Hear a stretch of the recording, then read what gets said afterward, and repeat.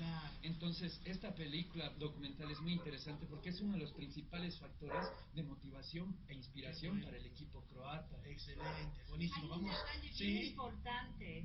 Tienen que saber que los mexicanos llevaron y mostraron a Zlatan Dalic, El actual entrenador. técnico, ¿sí? Sí, le mostraron la película y les emocionó tanto que les hizo ver antes de jugar con Nigeria, antes del triunfo de 2-1,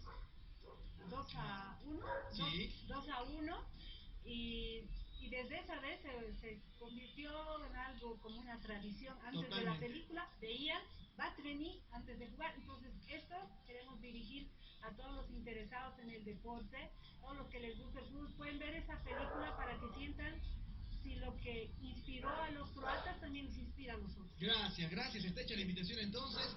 19:30 en el 6 de agosto hoy. Y tenemos Katia Pipocas también, que nos ha entregado muy gentilmente. Ahí está. Ah, claro. Muchísimas gracias. Sí. La entrada es gratuita. Muy bien, muy bien. Buenísimo. 6 de agosto. Ahí está, la hecha la invitación. Muchísimas gracias, felicidades. Gracias, Felipe. Buen lunes, buen inicio de semana.